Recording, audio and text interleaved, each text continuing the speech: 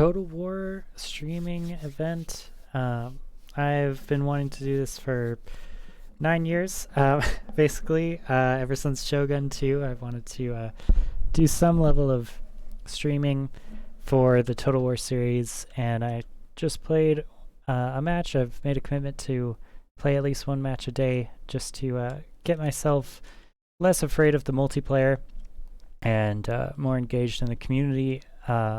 I've been following it ever since Total War Warhammer 1. I think I have about 300 hours on each of the games, Total War Warhammer 1 and 2. But it's it's a game that psychologically scares me a lot because I guess I don't know, it's important to me. It's important that I feel like I do well in the game. And as you see, Azag being baited in by these Pterodon riders and taking almost, I'd say, a third of his health in damage from a combination of the Skink Cohort with Javelins. Great unit. Love the added ranged support. They could do a huge amount of damage, punch well above their weight before they even get into dangerous combat. But here, for our opponent, we have Doomdiver Catapults and the Goblin Rock Lobbers and Night Goblin Archers.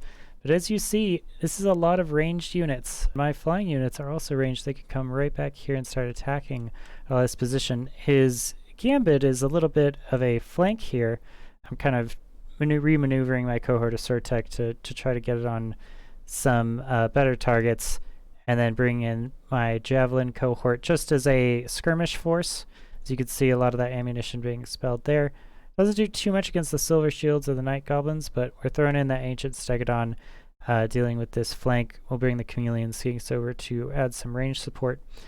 And so the shields, the way shields work is it's an arc kind of like this, like a third wedge in front of the unit that the shields actually work.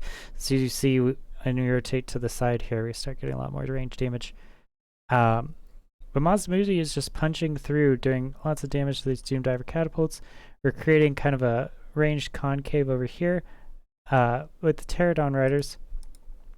I believe I'm just kind of asking them to put some damage on Azag the Slaughter and just going to kind of leave them on the leadership of the Greenskins all game, because most fights that I see that are leadership, that are Greenskins fights are really about getting rid of their leadership first. And yeah, so we got these two big dinosaurs just wreaking havoc in the back line with their ranged units.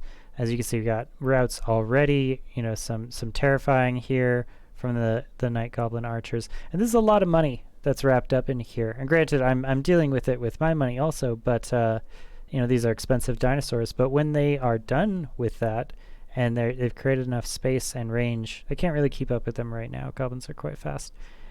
But they can come back in, as with this Pharaoh Bastillodon, and help out with recharging in the main fight, lending their terror and fear to really help out. And the Swords Warriors are doing okay.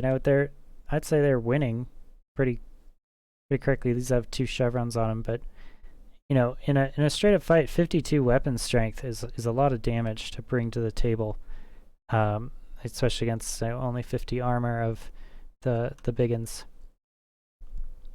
Night Goblin Archers are back. I'm going to send the Pterodon Riders in to kind of go and just charge them off really quick. They immediately rout.